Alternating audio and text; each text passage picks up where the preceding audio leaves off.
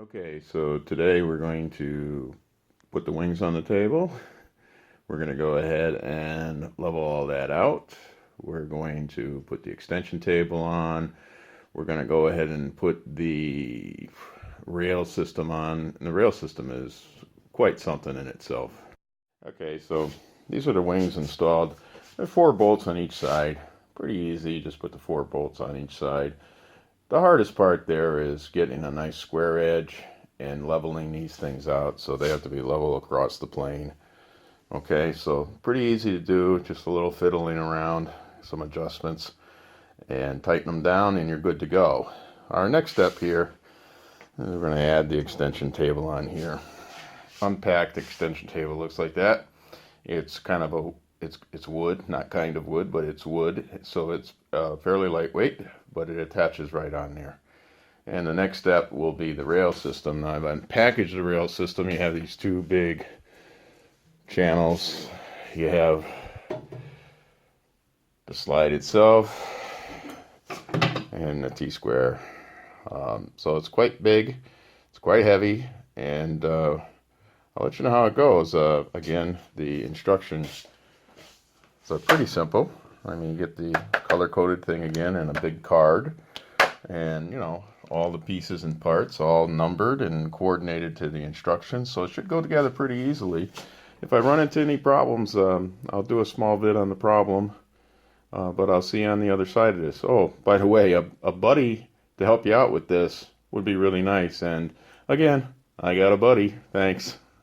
Okay, so putting the wings on and putting the support bars for the fence on was no really big issue. What took the most time, and like I said, I got a friend, was getting this thing nice and square. So you got to have a flat edge like this. This is a very, well, I guess you can get them for about $50. But you put that across, and on this particular saw, there is absolutely no room for even a dollar bill to slip through there. My buddy is very concise, thank God, because I don't have that kind of patience. He got this all balanced for me, so it's nice and straight all the way across, so when I'm cutting, there's not going to be any issues here. We're going to have some nice straight cuts, and they're going to be nice and level, and there's not going to be any problems. So take a little care when you're putting these wings on here and here. You'll also notice, by the way, that I have this nice fancy cast iron wing over here. This again is thanks to my buddy. He happened to have a spare one around, and he donated that to my cause. So a shout out to him. I have what came with the saw here on this side, but this is not the feed side, so they consider this the feed side because this is where, the length of, and the table is going to go over here. So it's all looking good. It's all nice and leveled out. It's nice and flush. The saw is working perfectly. We ran the blade up. We did have to recut this because this was a little off. So it was a matter of starting up the saw with the blade down and slowly lifting it up through this red thing. But we did clamp along here. We put a piece of wood and clamped it down so that this thing wouldn't fly off as we're coming through with the saw blade.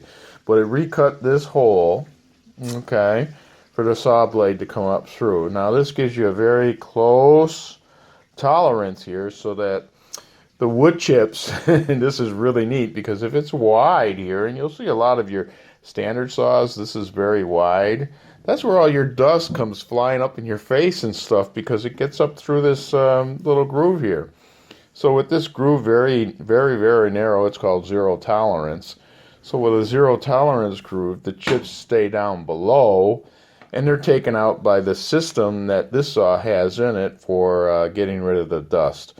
So it's pretty good. It's pretty neat. I'm going to go ahead and, I'm going to put on the fence onto here and get it all snugged down and show you what that looks like.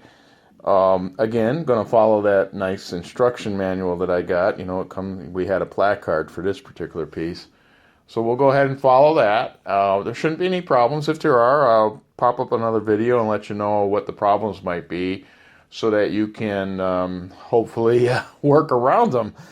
Anyway, see you in a bit. Bye. All right, so we have the extension table.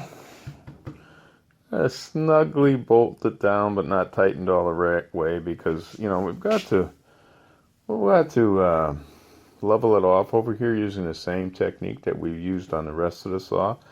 So this is a little high right here, all the way through. So what we're going to do is we're going to put the level on here, and we're going to take this down a little bit and get it all leveled up and then snug it down. Okay, we'll be back at you in a minute.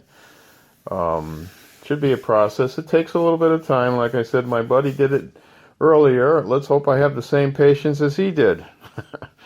All right, well, if you know me, that's saying something. Okay, so guess what? We're all done. So we got the nice rail on here with a 1 foot measurement on this side. We got one on this side with a 36 inch because it's a 36 inch saw. We got that's moving nice and smooth. Now, when you get over to the table, you'll notice that there's a little bump here. That's because it's not quite level, so we got a little more work to do. So this is how you know. Hear that?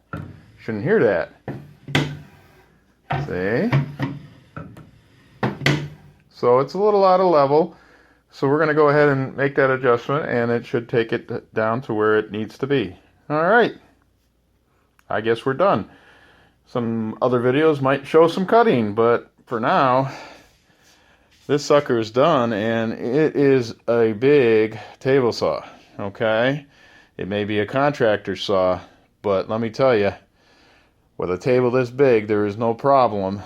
Put an outfeed table on this, you know, you can build that yourself. Put an outfeed table on that, and you can cut just about anything on this contractor saw. Okay, hope you enjoyed it.